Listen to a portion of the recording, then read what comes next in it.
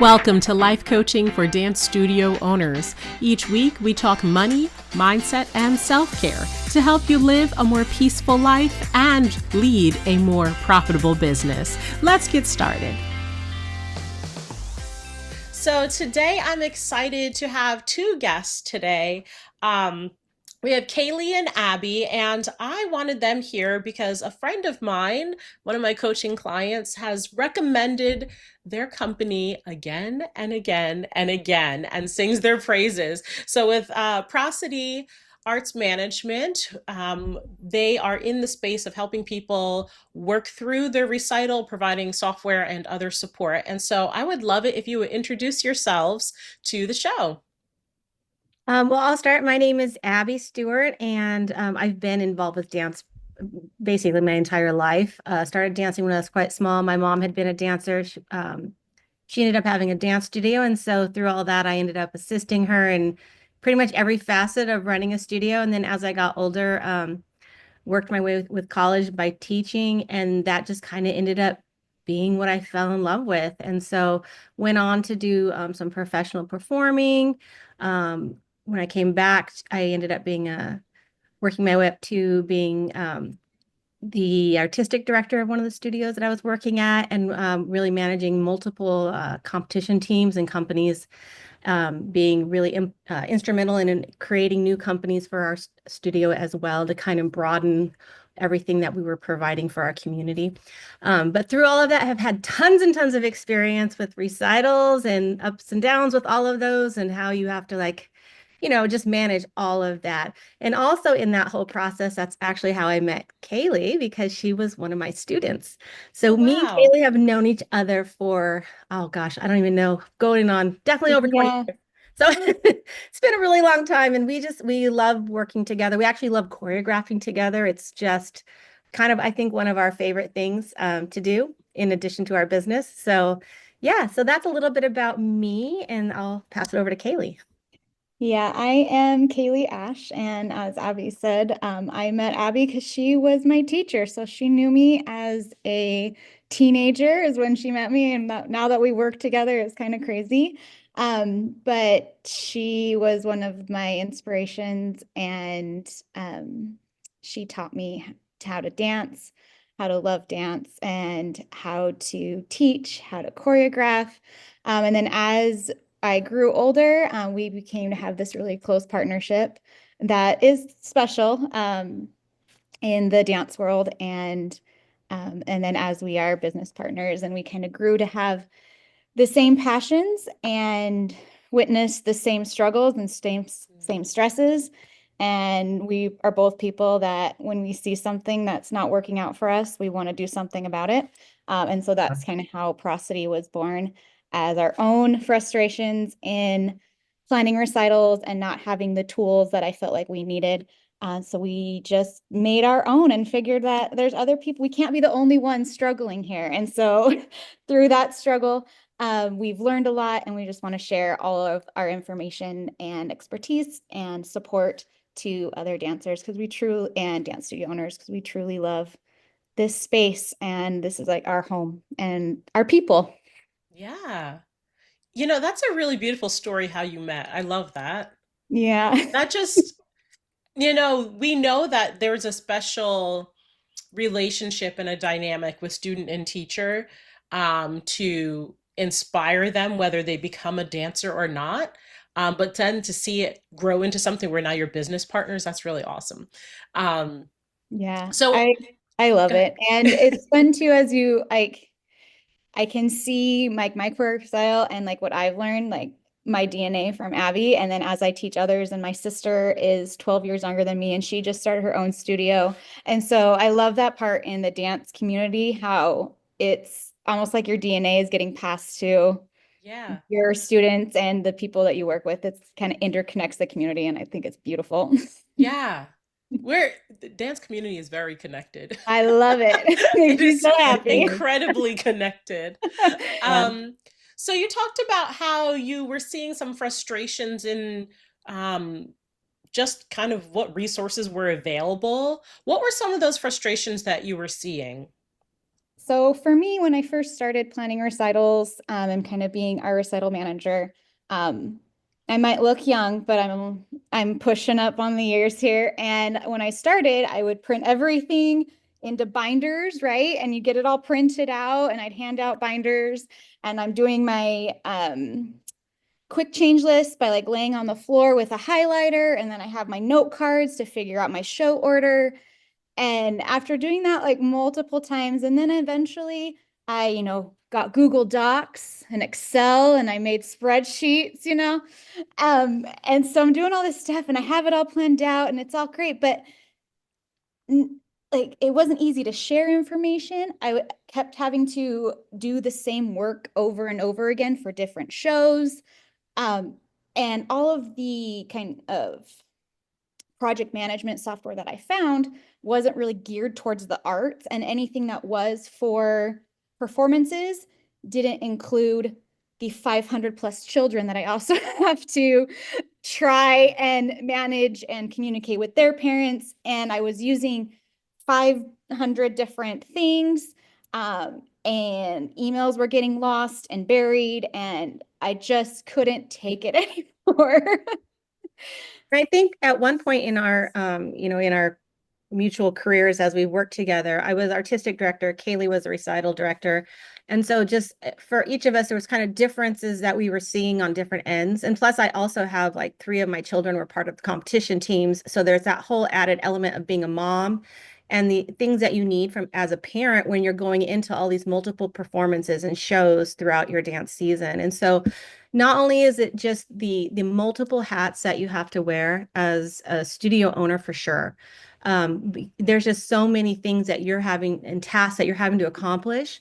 And then you add in the layer of the communication and then getting all your teachers on board. It's just, just sometimes just getting music turned in and cut on time. It's just all of those things. It's like you're just constantly feeling like you're chasing after people to get stuff or get information to them. And I mean, on my side as a parent, even was frustrated because I would get information in an email and then that email would get stacked down from other email responses.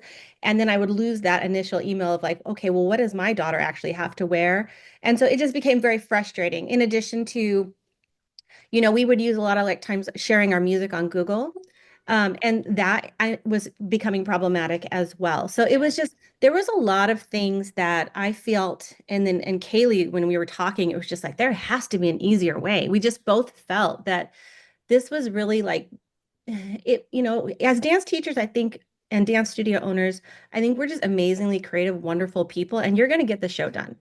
The show's going to go on, but I don't think we have to make it as hard as ourselves as we make it. And Right. so that's where like, why isn't there software? Why isn't there the tools specific to dance that we need in this day and age? It's just that the technology has come so far, it's kind of like inexcusable in a way that there's just not something Yeah. that really fits what we need. And so we actually started off just looking because we're like, there has to be something. There just has to be Right. something.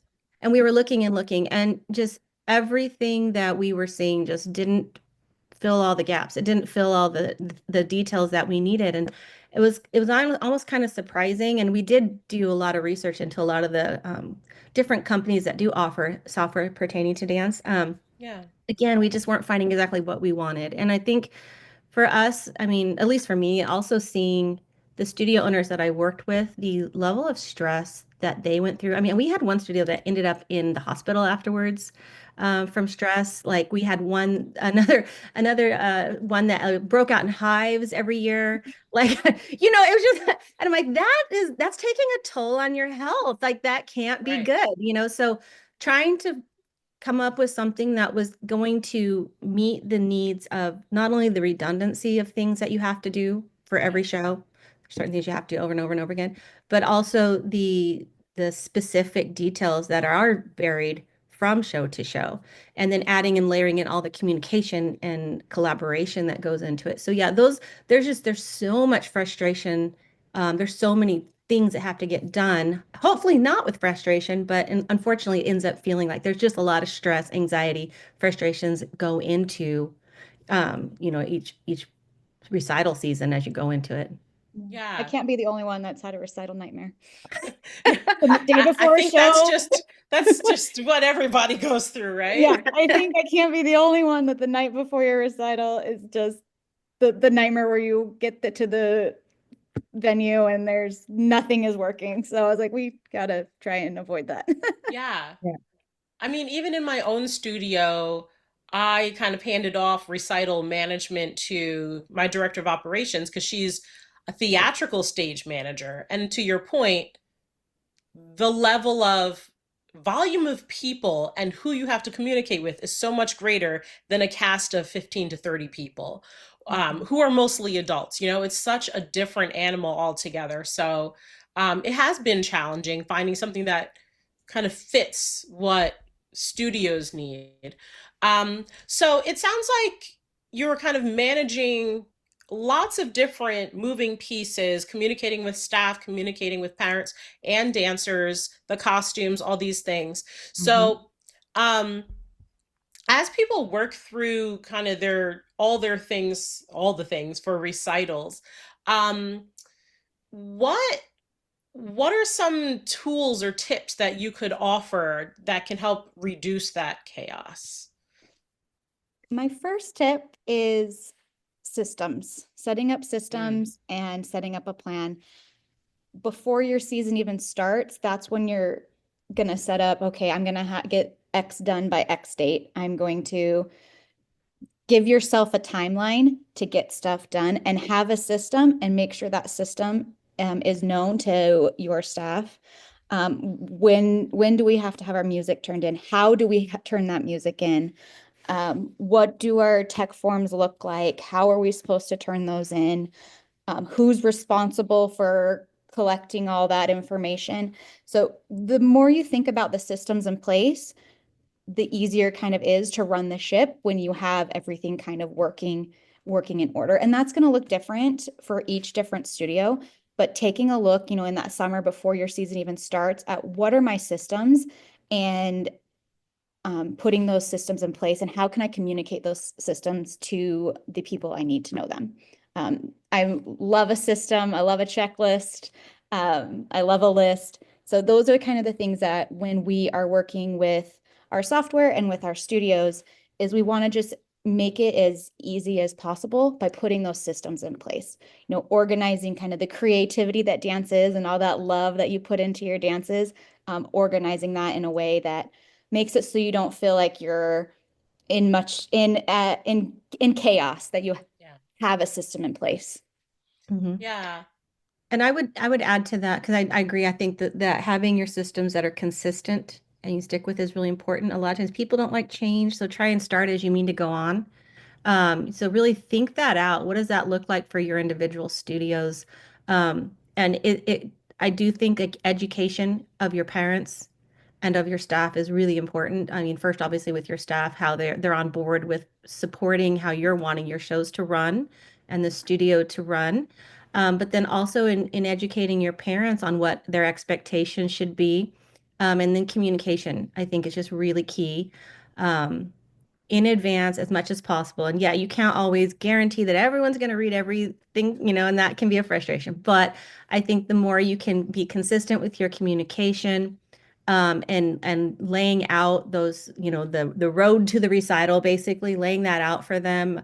Or even just your whole dance year. I mean, sometimes you get these new parents and they just literally don't know anything about what to expect. I've had, parents come in thinking that, oh, it's just a 1 month thing. They don't even realize it's a year-round program. So, you really do have to like communicate, educate, and be patient.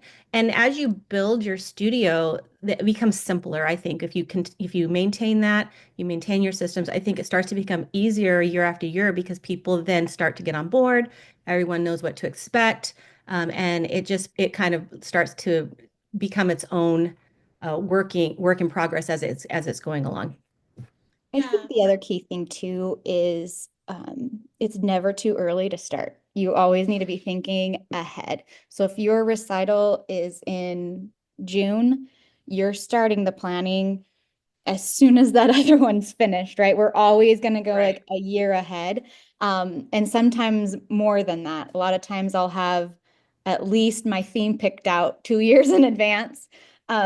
Just so the earlier you can have things planned out, the better. and you want to have all those dances done, so everyone is looking great on stage. We don't want to be, changing things at the last minute. And that also gives you some breathing room and not so much stress.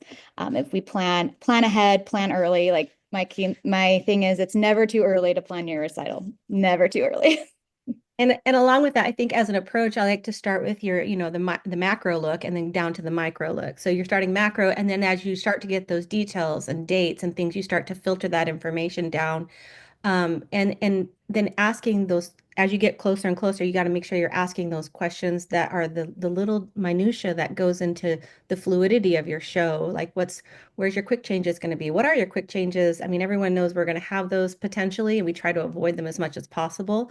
But like props, moving props, where they're going to be, how they're getting where they're supposed to be, striking your stages. So all that minutia starts to come in as you get closer and closer to recital down to like your tech days. So yeah, just try building that out gradually so that it's not all last minute. Yeah, for sure. You mentioned a golden nugget that Abby, you said when it comes to like communicating with the parents, giving the education and the expectations. I think so often I see people just blasting information like this is the costume, get there at 2 o'clock, and the show is this and the tickets cost this, and it's just bullet points of facts. But that looks really different, right, from educating and telling them what to expect, like what is the actual experience they would see. What would it be like? As you said, you've got the preschool parent who maybe never did dance when they grew up. They don't know what to expect. They don't know where's my kid gonna be? What Yeah. happens if they need something? All of that. I think that's really important for us to remember as we're planning shows. Like, what is the customer experience? Not just what's on the stage, but what's that overall customer experience feel like? Yes, absolutely. And it goes into the retention of your customers because that's Mm, obviously it becomes a financial uh, you know, repercussion, if you will, if that's not done well. So I think, yeah, it's really important to kind of lay that out. Even like, sometimes like, depending on the studio, is your dress rehearsal closed? Is it open? How is mm, the check-in process going to go? The parents need to know that you're not going to walk little Susie back, or maybe you are allowed to walk little Susie backstage, when you're dropping them off. What's that look like for them in that process? So not just the parents, which I think is really key, but also even like with your littles and your other, as they get closer to recital, teaching your kids as well what to expect as they get close to that recital time in a theater, in a place maybe they haven't been before. So yeah, all of those things. But I really feel like communication is really important. And I think I kind of focus on that because I come from also as a parent and yeah, having had my kids be at other studios, even that I wasn't like necessarily the teachers at. So I've seen the good and the bad on both sides of that equation. And then, I'm supportive because I love dance. I'm going to support any way I can. But I just recognize that sometimes things can be done easier and have less frustration on the parent side. And literally it comes down to a lack of communication, a lack of right. clear communication. And I always like to think that I need to pay attention to my backstage choreography as much as my onstage choreography. Mm, So I know that sounds like what you're choreographing back, but you really are. Like, what does it look like when that parent enters the door? What does that look like? How do they check in their students in? Who is taking that kid from the check-in table to the dressing room? Are there dressers? Now, how do they get from the dressing room to the hallway? Now, how do they get from the hallway to the stage? And how do they get from the side of the stage to on stage? And so all of that is included in this planning. So it's not just choreographing and planning out what's happening on stage, but it's everything that's happening behind stage as well. And that all needs to be thought out too, because that's part of the experience. If your parent shows up and they don't know where they're going to drop their kid off, or they don't feel comfortable dropping their kid off, yeah, then you've lost them before they even saw the show. right. So the whole experience is really important when you're planning your recital, not just what's happening on stage. And the same thing is for your staff as well. If they're stressed, if they don't know what's going on, if they feel like things are out of control, they might not want to come back to you, come back to you. If they feel like that backstage isn't what they need it to be. for them to feel comfortable and for them to feel like they're doing their best job as well. Everyone wants to feel like they're doing their best job, and that feeling of like, I don't know what I'm doing is a terrible feeling, and we want to avoid that as much as possible. And also just respecting parents' time. I am a mother of 5, and so I understand like I don't want huge long emails like you suggested that are these PowerPoints. Like I don't have time for that. You know how many emails I get for my kids' stuff? And if I do get an email, I need to know exactly what I need, what time, and all of that. So really simplifying that communication is really important, and ensuring that the whole experience is positive, not just what's on stage. Although that is really important too. Yeah. Kaylee, I was going to ask, so for a studio owner who maybe this is their first recital, Mhm. or they've just kind of been flying by the seat of their pants, and when you say systems, that, especially this time of year, sounds overwhelming. What are some easy, practical ways that somebody could just start to create systems moving forward from now? Yeah, so maybe you didn't get your systems in place in the summer and now things are starting to look chaotic and you're like, oh no, what do I do now? There are some really simple things that you can put in place for your recital. The first thing I suggest is that, again, that focusing on that backstage system. Hmm. And that can be really easy because that's can be one conversation with your staff. Who's doing the check-in? What does that check-in look like? And how are we going to avoid like a bottleneck situation? We don't want to have 500 kids show up at the same time at one check-in table. That's not going to go go well. So that system would kind of be like your first system you're going to look at. So do you want everyone to come at the same time, but maybe have different locations? Maybe we're going to have people come in by alphabetically, so A through, I don't know, F comes first at a certain time or whatever. Or maybe it's, according to show order, and how making those decisions is kind of a first good system to look at is that check-in system and check-out system. Making sure that all of our kids are safe and that our parents feel that those kids are safe, because safety is kind of number one thing that we're always paying attention to. And then from there, the system of of kids backstage. How do they get backstage? How do they get on stage? Um, my kind of easy system that I like to use is, they check in, then we have a runner that brings the kid to the dressing room. You're going to have your dressing room workers, and then you'll have a runner that's going to come take the kid from the dressing room to your hall monitor. And then your hall monitor then you have your side stage crew that'll take your kid from the hall monitor to the side stage and then get them on stage, and then kind of work in a circular system. So kind of identifying those key people, making sure everyone has a role in that system backstage, I think is really, once you sit down and do it, it's pretty simple. But if we don't do it, then no one knows what's happening up. So working that backstage system, I think if you're getting ready for your first recital, that's probably one that I think is really important to kind of set the standard. Another system that I think would be really beneficial is your communication system. Who do we talk to when we have a question? Too many cooks in the kitchen is not a great idea. Right. Okay, so we need to identify that one person that is answering our recital questions.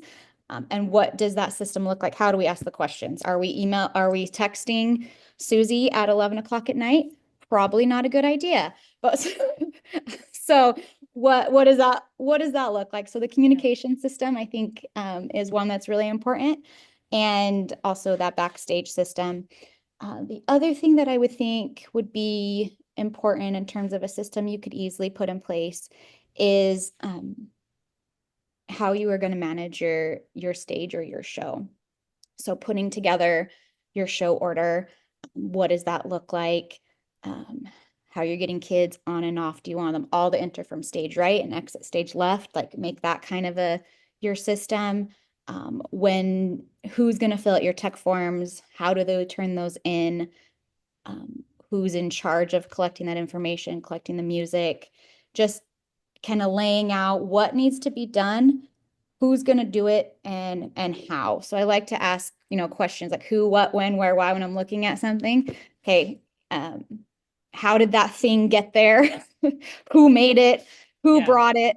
all of that kind of stuff, I think is important. And once you just sit down to do it, then all of these things that feel chaotic and too much to do, once you Mm, break it down into those little pieces, it becomes much simpler instead of looking at this whole show, this whole big project that can seem very overwhelming. When we break it down into little pieces, it's a lot easier to tackle.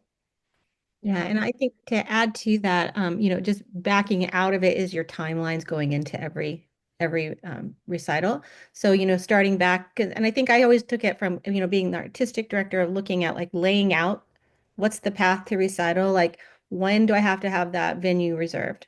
And have those hmm, deadlines that, and calendar out things. When do I want my music selections completed by? When do I want my cut music turned in by? When do I want those tech sheets turned in by? When do prop requests need to be in, costumes ordered? So that you have those things laid out. And we yeah, we don't want to get all into costumes, but like those types of timelines are so important because there are issues with costumes sometimes, or maybe right. there's an issue with a prop and we have to kind of make adjustments. And so those are things that need to not be last minute because it's so avoidable. And I also liked having practice props in class just so that you wouldn't ruin the ones for the dance recital necessarily. But That's a good idea. yeah, thinking about all those things as you're going into it, and then you know right up to recital, I always loved to have when we would hold a basic like a recital staff meeting, and that can be on Zoom nowadays, which is so great, love Yeah, that. But we would just talk about like who's assigned to where, what their job would be, and talk them through that too, because sometimes, thankfully we have wonderful staff. They want to be really helpful, but sometimes you have too many people trying to do the same thing.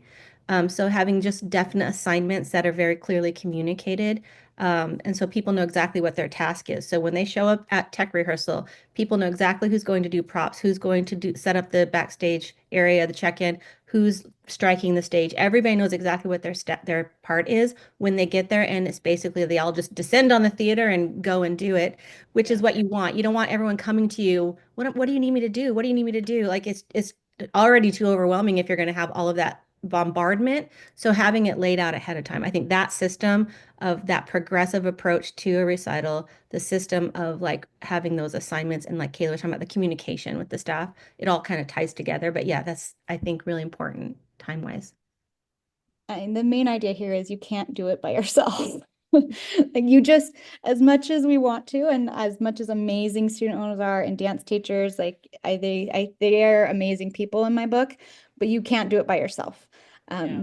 So knowing ahead of time who's doing what. I also at that meeting, I like a recital meeting, I like to literally like go through the show verbally. Like I arrive at this time. I'm gonna go get these kids. Okay, then I'm grabbing this. So we walk through the entire show just verbally practicing. So then if I'm looking at my sheet, my tech form, and I say, oh, we need a box here, but that box is on stage left and I need it on stage right. I'm already solving that problem before we even get to the theater. And then I'm also being able to see who can take care of that. Yeah. Whereas if I'm at the theater, then I'm like, oh no, who's grabbing this? Who's doing this? It's like, oh, okay, we can fix it. Sally's got it. She's going to move it to here, problem solved. And we can work through those problems as a team. And then I don't feel like I have to solve everything as well because we're working together as a team. Yeah. For a studio that has, well, essentially a solopreneur, they've just started out, or maybe they only have a teacher, and there's just two of them. What are your suggestions for helping get all the work done and delegating, but you don't have that much staff? I really love when you get there's amazing parents. I mean, I think every studio has just the most amazing parents. And so leaning on them a little bit, I think a lot of them really love to be a part of it. So if it's something that you're willing to have as like parent volunteers, that can be just a huge assistance to you. And you get those parents who just become like kind of like your support system, and then they're just wonderful because they come in and they know after, they've done it a few times, they know how to get it, keep it going and smooth and everything. So I do think if you are, starting out, like just really finding those key parents. It's not every parent, but finding those key parents that are going to really like be of assistance and be clear-headed, keep things running smoothly and know how to address issues that might come up backstage. So yeah, key parents, I think. Yeah, that parent involvement can actually be really critical too. Not only are you getting the support that you need because you can't do everything, but then they're feeling you're building the community, you're building your culture of your studio. So now it's not just a place where I drop my kid off once a week. It's a Yeah, place where I'm invested in, and you're going to be able to build from that as well. right. Ooh. So, are there any ways that people can kind of just decompress and let go some of the stress and missed everything going on? I do feel like it's important to take a step back. Like they say, stop and smell the roses. I mean, most Yeah. of us are dealing with kids who probably aren't going to go on to be professionals, right? So Hmm. taking a step back and realizing that you don't want to lose the joy, you don't want to lose your own joy. And if you're not being joyful, then it's hard for the kids they're going to feed off of you as well. So I think just recognizing that it doesn't have to be perfect. And especially if you're just starting out, it can be a work in progress if you need to. But if something's working for you, keep you doing it. If it's not working for you, then look for the solutions. You don't have to keep trying to do the same thing over and over again if it's not working. But yeah, I just think self-care is really important. It's okay to take a break.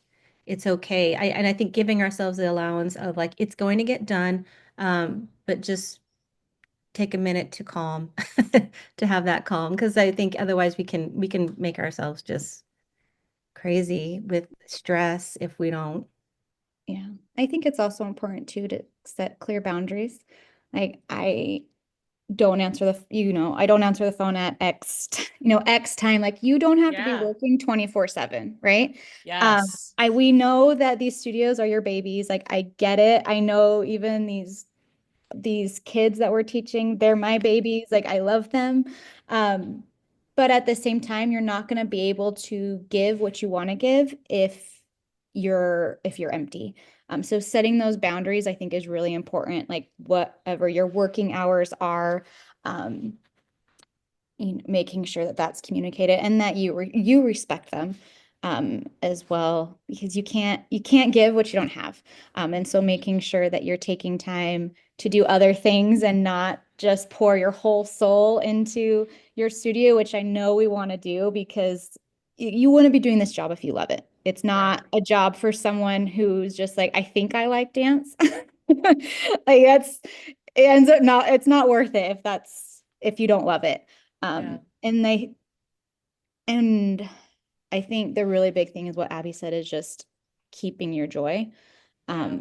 And that's one of the reasons too why we do what we do is because we want you to keep your joy. We want you to remember how much you love dance. We want you to, as a studio owner, to experience the joy of dance and not the stress of it. So by I, using these systems, by using these tips, or if we can help you in any way, like I want to take that on for you so you can remember your joy and love dance. and I think too, your focus is focus on the wins, focus on the accomplishments, no matter how small they might be. I mean, for me, some of the things that make me feel like so happy at recitals is when I see little kids, the little ones, like start to make those spacing adjustments on stage by themselves. It's like the recognition of that. Or like, when I see the older kids taking time to help a younger kid, like that community within my studios, like that's the thing that those little wins, those little interactions, the things that maybe matter more than Yeah. this perfected, like, presentation, which I mean, we would love to have that too. I'm not saying if you can accomplish that all together, Right. fantastic. That's what we want. It's our goal.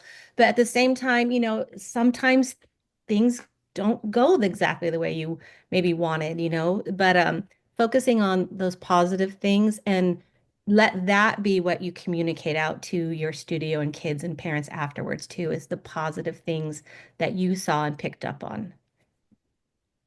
Yeah.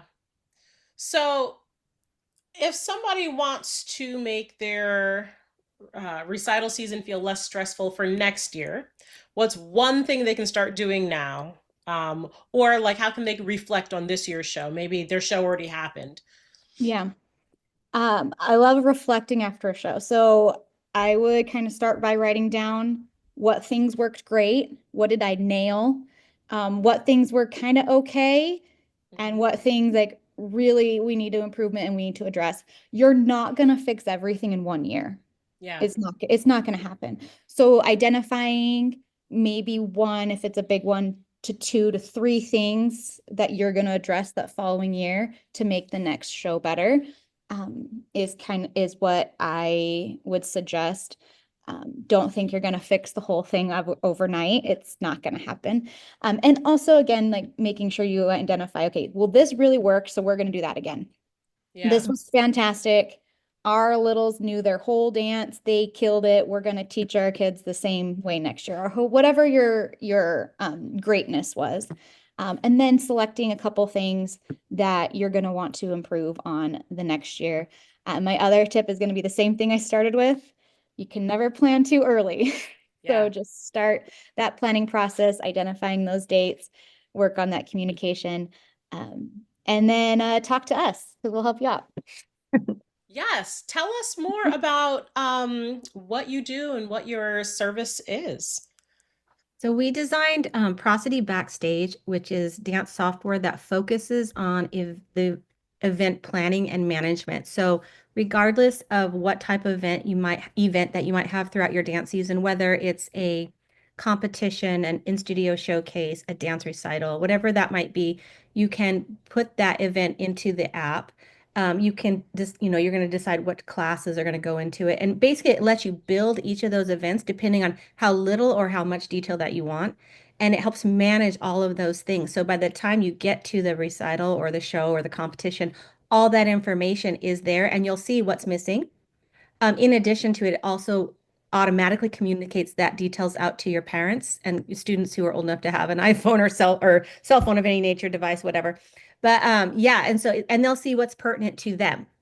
So they're going to see what events they're in, what dances they're in, and it'll have their costume information, links to music, videos if there's videos attached. So however much information you put in the app, that's the information that's going to be communicated. So it's built out to really help just simplify the whole dance season when it comes to the events, the planning and management of those, and then the communication that's involved throughout the entire dance season.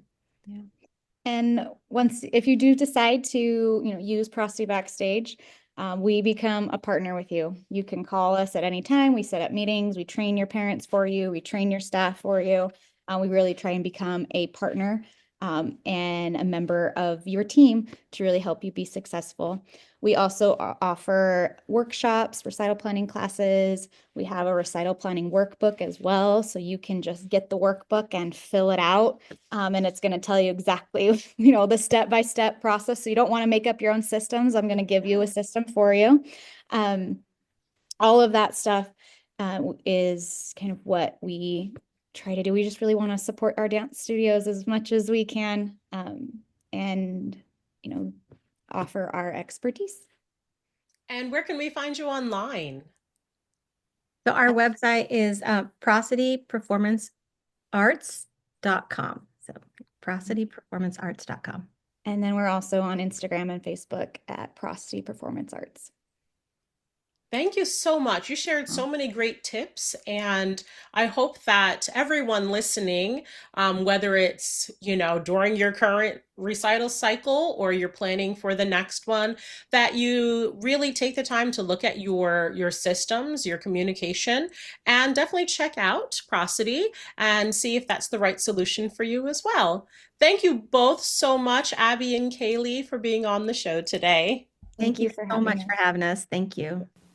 Hey there, it's Ginger. Thank you for listening to today's episode. Be sure to subscribe so that you never miss another episode, and leave us a review and a rating so that more people can listen and enjoy as well. Thank you so much.